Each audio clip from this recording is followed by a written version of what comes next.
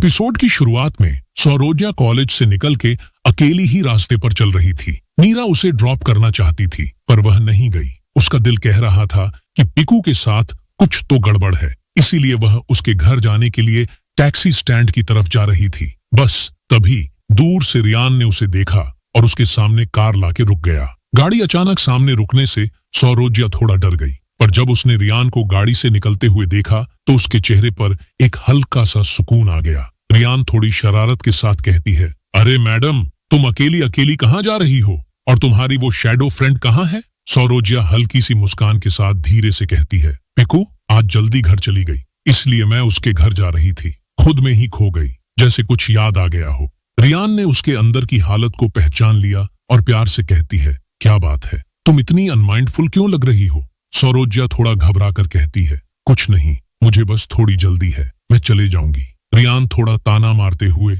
और मुस्कुराते हुए कहती है, रुको, मैं तुम्हें ड्रॉप कर देता हूँ, कार में बैठो। सौरोज्या थोड़ा नाक चिढ़ाते हुए कहती है, इसकी कोई जरूरत नहीं, मैं चले जाऊंगी, आप इतना बिजी होने की जरूरत नहीं है। रियान ने हल्की सी हंसी दबाते हुए कहती है, अच्छा, तुम्हें गाड़ी में खुद से बैठना है या मैं तुम्हें गोद में उठा के बैठाऊं? तुम्हें क्या पसंद है? यह सुनते ही सौरोज्या के गाल शर्म के मारे गुलाबी हो गए और बिना कुछ कहे वह चुपचाप कार में जाकर बैठ गई। रियान उसका शर्माया हुआ चेहरा देखकर हंसी नहीं रोक पाया और कहती है, अगर तुम ऐसे ही चेहरा बनाओगी तो लोग सोचेंगे कि मैं तुम्हें किडनैप करके ले जा रहा हूँ। सौरोज्या थोड़ी नाराज आंखों से उसकी तरफ देखती है और फिर खिड़की के बाहर देखने लगती है। रियान उसके एक्सप्रेशंस देखकर मन ही मन मुस्कुराता है और सोचता है, कितना प्यारा चेहरा बना लेती हो तुम और मुझे पागल कर देती हो। तुम्हें पता भी है तुम्हारे ऐसे एक्सप्रेशंस मुझ पर क्या असर करते हैं? सौरोज्या उसके तरफ देखे बिना ही महसूस कर सकती थी कि रियान उसी को देख रहा है। उसके चेहरे पर एक हल्का सा शर्म और खुशी का रंग आ गया और उसके गाल और भी लाल हो गए। तभी रियान ने कार अचानक से रोक दी और सौरोज्या अपने ख्यालों से बाहर आई। बाहर देख के वह थोड़ा गुस्से से कहती है, यह तो एक कॉफी शॉप है, आप मुझे यहाँ क्यों लाए हैं? रियान एक चालाक मुस्कान के साथ बोला, कॉफी शॉप में लोग क्या करते हैं, मैं भी वही करने के लिए तुम्हें यहाँ लाया हूँ, और वैसे भी तुमने मुझे ट्रीट देने का कहा था, याद है? रियान और सौरोज्या कॉफी शॉप में, और वो भी इतने मुस्कुराते हुए बात कर रहे हैं। इंद्र के मन में अजीब सी जलन और कंफ्यूजन थी और उसने ठान लिया कि वह भी अंदर जाएगा। उसने कार से उतर के उन्हें एक टेबल पर बैठे देखा और सीधा रियान के पास जाकर उसका ध्यान अपनी तरफ खींचता है। रियान ने उसे देखते ही हैरानी से कहा, अरे क्या बात है यार, कल शॉपिंग मॉल से अचानक चले गए और मेरे कॉल्स भी नहीं उठाए, तेरा मूड भी अजीब सा लग रहा है, क्या हुआ? इंद्र ने हल्की सी उदासी के साथ कहती है, हाँ तुझे ही बताने आया हूँ, पर यहाँ नहीं, थोड़ा साइड में चल, सौरोज्या सुनेगी तो उसे बुरा लगेगा। रियान ने उसके चेहरे पर थोड़ी सी परेशानी देखकर कहती है, ठीक है, तू रुक, मैं उससे कह के आता हूँ। रियान ने सौरोज्या को थोड़ा वेट करने के लिए कहा और इंद्र के साथ बात करने गया, लेकिन रियान जैसे ही उसके पास गया, इंद्र ने गुस्से में उस पर झपट्टा और आंखों में शक के साथ बोला, अरे तू तो सौरोज्या की दोस्त को पसंद करता है ना? फिर सौरोज्या के साथ यहाँ क्या कर रहा है? बाय एनी चांस तू क्या उसे सरप्राइज देने के लिए सौरोज्या के साथ प्लानिंग करने आया है? रियान ने उसके मुंह से ये बातें सुनते ही अपने आप को संभालते हुए कहा, आर यू क्रेजी इंद्र, ये क्या उल्टा सीधा बोल रहा है? और सौरोज्या की दोस्त का मतलब है, क्या तू पिकू की बात कर रहा है? इंद्र अब भी कुछ कंफ्यूज्ड था और धीरे से बोला, हाँ, नाम तो मुझे याद नहीं, पर शायद वही होगी। रियान उसके आंखों में गुस्से की चमक के साथ बोला, तू किस बेसिक पर ये सब कह रहा है? ये तो मुझे नहीं पता, पर एक बात समझ ले, मैं पिकू को अपनी बहन की तरह देखता हूँ। उसके बारे में अगर तूने एक भी गलत शब्द कहा तो हमारी दोस्ती यहीं खत्म हो जाएगी। इंद्र ये सुन के थोड़ा सा झकझोर गया और उसे कुछ समझ नहीं आ रहा था। फिर भी उसने धीरे से पूछा, तो फिर कल जब मैंने तुझसे अपनी माया कन्या दिखाने को कहा था, तब तू पिकू को ही क्यों दिखाया? रियान थोड़ा इरिटेट और परेशान होकर बोला, मैं तो सौरोज्या को दिखाना चाहता था, पर शायद तब गलती से पिकू सामने आ गई थी और तू कंफ्यूज हो गया। पर एक बात समझ ले, पिकू मेरे लिए बहन की तरह है, उस पर किसी भी गलत एंगल से सोचना बंद कर। रियान की ये बातें सुनते ही इंद्र एक तरफ से रिलीव्ड हो गया और दूसरी तरफ शर्मिंदा भी हुआ। उसे एहसास हो गया कि उसने बिना समझे पिकू को कितना बुरा भला कह दिया। मन ही मन इंद्र सोच रहा था, बिना सच जाने मैंने तुमसे कितना बुरा कहा, जो तुम डिजर्व भी नहीं करती थी। तुम कभी मुझे माफ कर पाओगी क्या?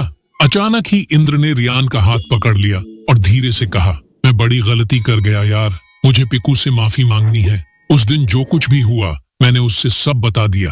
अब मुझे खुद पे बहुत ही बुरा लग रहा है। क्या तू मेरी मदद करेगा? इंद्र की आवाज में शर्म और गिल्ट था। रियान ने उसका चेहरा देखा और उसकी आंखों में कुछ समझ गया। उसने हल्का सा मुस्कुराते हुए पूछा, एक बात बता, अगर तू मुझ पर और पिकू पर इतना गुस्से में था तो इसका मतलब क्या है? क्यों उस पर इतनी नाराजगी थी? इंद्र थोड़ा शर्मिंदा होकर हल्की आवाज में कहती है, मुझे सच में नहीं पता क्यों, पर अब मुझे उससे माफी मांगनी ही पड़ेगी। क्या तू मेरी मदद करेगा? रियान हल्का सा मुस्कुराया और उसकी आंखों में एक शरारत की चमक थी। इंद्र उसे गुस्से से देखते हुए कहती है, तू हंस क्यों रहा है यार?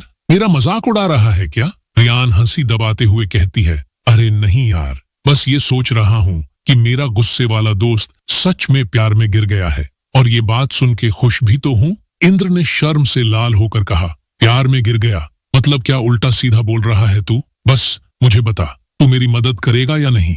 रियान थोड़ा मुस्कुरा के कहती है, ठीक है, मैं सौरोज्या से पिकू का नंबर ले लेता हूँ और तुझे दे देता हूँ, पर सोच ले, क्या जो मैं कह रहा हूँ वो सच है? अगर तू उसे प्यार नहीं करता तो इतना गुस्सा और दर्द क्यों महसूस हो रहा है? रियाना ये कह के चला गया और इंद्र वहीं खड़ा सोचता रहा। कुछ देर बाद इंद्र अपने कमरे में लेट के सोच रहा था। रियान की वो बातें जो उसने कहा था बार बार उसके दिमाग में घूम रही थीं। कैफेटेरिया से आते वक्त उसने सौरोज्या से पिकू का नंबर ले लिया था और घर आके कितनी बार कॉल की, पर फोन लगता ही नहीं था। उसका दिल घबराया हुआ था और पिकू से बात न कर पाने का गम उसके चेहरे पर साफ दिख रहा था। जब उसके दिलो दिमाग के रास्ते में सिर्फ पिकू के ख्याल चल रहे थे, तभी अचानक एक परिचित सी आवाज ने उसके ध्यान को तोड़ दिया। अरे भाई, ये क्या हाल बना के रात भर सपने सजा रहा है अपने होने वाले गर्लफ्रेंड के, और इधर मैं इतने दिन के बाद आया हूँ, मुझे जरा अटेंशन देना। आवाज सुनते ही इंद्र ने चौंकते हुए देखा और कहा, अरे छोटन, तू कब आया? एक बार बताने का भी मन नहीं किया कि आ रहा है?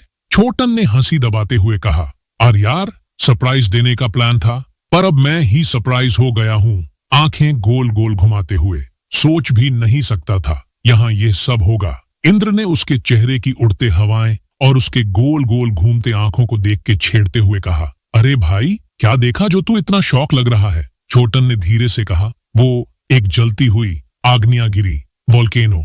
इंद्र हैरान हो गया और कहा, जलती हुई आग्नेयगिरी? क्या कह रहा है यार? और यहाँ वोल्केनो कहाँ से आ गया? छोटन ने थोड़ा अफसोस भरी आवाज में कहा, अरे भाई, वो वाली आग्नेयगिरी नहीं, वो एक और टाइप की है। इंद्र ने कंफ्यूज होते हुए कहा, अच्छा, वोल्केनो के भी टाइप्स होते हैं? ये तो अभी तक पता नहीं था। छोटन कहता है, अरे अब थोड़ा ध्यान से मेरी बात सुन ले तो समझ जाएगा। उसने सुबह नीरा के साथ हुआ वो इंसिडेंट इंद्र को बताया और इंद्र सब सुन के हंसी नहीं रोक पा रहा था। इंद्र कहता है, अरे वाह, नीरा ने तुझे अच्छे से सबक सिखाया। सही पकड़ा भाई, नाम भी परफेक्ट दिया, आग्नेयगिरी। अरे मैं तो कहता हूँ यही लड़की तेरी होने वाली बीवी बनने के लायक है, और तू जो लड़कियों से भागता है वो भी गया काम से। छोटन ने नाराज होते हुए कहा, अबे तू मेरा भाई है या दुश्मन जो मुझे उस आग्नेयगिरी के मुंह में डालने की प्लानिंग कर रहा है? इंद्र हंसी रोक के बोला, अरे अभी तुझे ये सब अजीब लाग रहा है, पर एक दिन आएगा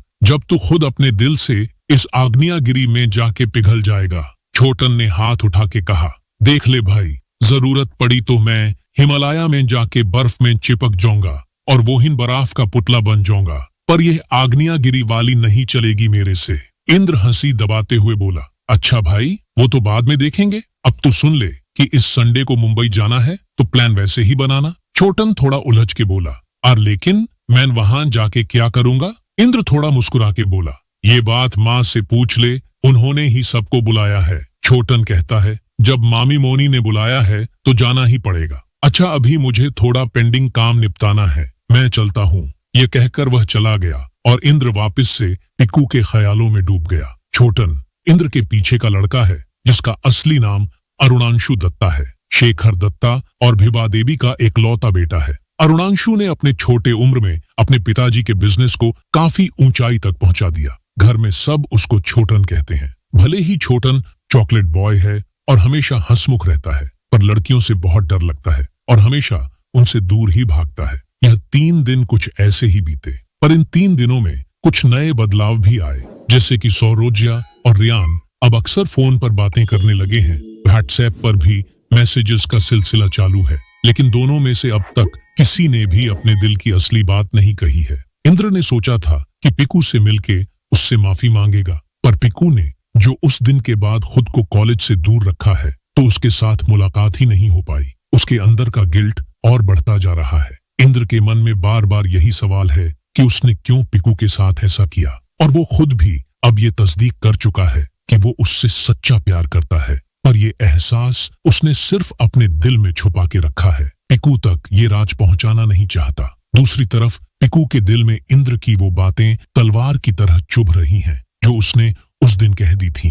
पिकू अपने दर्द को भूलने की कोशिश में अपनी डांस प्रैक्टिस में खुद को खो रही है। 3 दिन कैसे गुजर गए ये समझ ही नहीं आया। 3 दिन बाद आज सुबह से सब अपने काम में व्यस्त हैं और हर कोई अपने तरीके से बिजी है, क्योंकि कल पिकू का डांस कंपटीशन है मुंबई में। सबको पता था कि कल का दिन बहुत इंपॉर्टेंट होने वाला है, इसलिए सबका मन था कि आज शाम की फ्लाइट से निकलना पड़े। दूसरी तरफ पिकू का टेंशन बढ़ता ही जा रहा था। सुबह से वह घर में इधर उधर दौड़ रही थी, जैसे पूरा घर ही उसके टेंशन में घिरा हो। अपनी 2 दोस्त को 20 से 30 बार फोन कर चुकी थी, लेकिन अभी भी वह कहीं शांति से बैठी नहीं थी। और फिर टेंशन में वह फ्रिज से एक के बाद एक चॉकलेट निकालकर खाती जा रही थी। कुछ देर बाद अनिमा देवी ने पिकू को बुलाने आई और देखा कि कमरे में चॉकलेट्स के पैकेट जमीन पर पड़ी हैं और बेड कवर पर भी चॉकलेट्स का धूम मच गया है। यह देखकर वह गुस्से से चिल्लाई, पिकू! पिकू डर के साथ उछलकर बोली,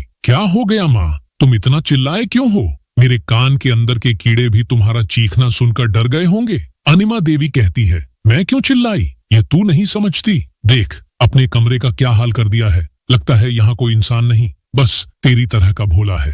पिकू कहती है, भोला को कभी चॉकलेट खाते देखा है तुमने? कहाँ, मैं तो कभी नहीं देखा। भोका हंसी के साथ बोली। अनिमा देवी कहती है, अगर फिर से मजाक किया तो ये जमीन और बेड कवर तेरी मदद से सफाई करवा दूंगी, समझ ले। चिल्लाकर बोली। पिकू चुप हो गई, क्योंकि उसे पता था कि इस वक्त माँ को गुस्सा करना बिल्कुल भी सही नहीं होगा। अनिमा देवी ने पिकू को नीचे चलने को बोला और पिकू बरांडा की सोफे पर बैठ गई, जबकि अनिमा देवी कमरा सफाई कर रही थी। दोपहर में पिकू की 2 दोस्त उसके घर आई। सब मिलके लंच किया और फिर पिकू के कमरे में आकर गपशप करने लगे। पिकू नीरा से कह रही थी, देख नीरा, हमारी सौरोज्या सुंदरी के चेहरे का ग्लो पहले से काफी बढ़ गया है। नीरा कहती है, सब जिज्जू की कमाल है। इश, अगर मुझे भी कोई ऐसा मिलता तो मेरी पार्लर की एक्सपेंसेस बच जाती और मैं और चॉकलेट्स खाने लगती। पिकू कहती है, हाँ, और फिर बेबी एलिफेंट से एलिफेंट की माँ बन जाती। नीरा कहती है, डोंट इंसल्ट मी।